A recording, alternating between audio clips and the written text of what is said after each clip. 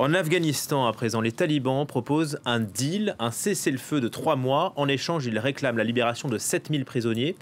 Bonjour Sonia Ghazali, vous êtes en direct de Kaboul. Pourquoi cette proposition ?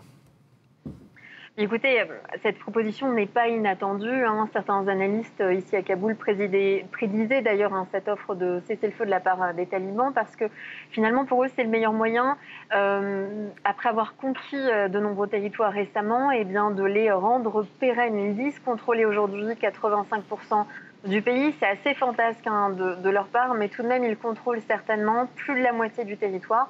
Aucune capitale provinciale n'est à ce jour sous leur contrôle. Mais déclarer un cessez-le-feu maintenant, pour eux, c'est installer ces conquêtes, les rendre pérennes, si on peut le dire, parce que si les talibans parviennent à s'emparer de larges territoires, rapidement, ils n'ont pas la force militaire et les ressources humaines de les garder longtemps sous leur contrôle. Ce qui se passe souvent, c'est que les forces spéciales et l'aviation afghane interviennent et elles parviennent à reprendre le contrôle de territoire le plus souvent jusqu'à ce que les talibans le reprennent à nouveau. Donc avec un cessez-le-feu, les talibans pourront garder ces territoires pendant 3 mois de façon certaine et installer concrètement leur pouvoir.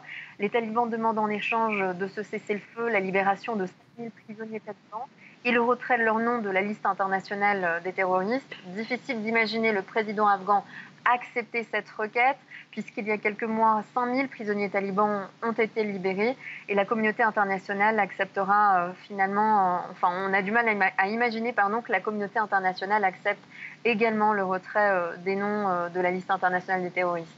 Vous le disiez, Sonia, les talibans vont de victoire en victoire. Hier, ils se sont emparés d'un nouveau poste frontière, cette fois avec le Pakistan, et des civils ont tenté de fuir ce matin. Oui, effectivement, il y a eu des incidents au poste frontalier Spin Boldak à la frontière avec le Pakistan. Cette frontière a été fermée par les autorités pakistanaises. La police pakistanaise a utilisé des gaz lacrymogènes, dit-elle, pour disperser une foule de 400 personnes qui tentaient de passer cette frontière. On peut dire que la situation est extrêmement confuse à ce point de passage. Les talibans affirment qu'ils sont en discussion avec les autorités pakistanaises et que la frontière sera rouverte dans les prochains jours. Mais ce qu'on voit finalement, c'est cette stratégie des talibans qui d'étouffer le pays et le gouvernement central de Kaboul en se saisissant des points d'entrée et de sortie du pays. Ils contrôlent ainsi les flux humains et commerciaux. On peut dire qu'ils font la pluie et le beau temps. Et puis, ils se posent en interlocuteurs obligés des pays voisins qui n'ont pas d'autre choix que de traiter avec eux, ne serait-ce que pour des raisons de sécurité.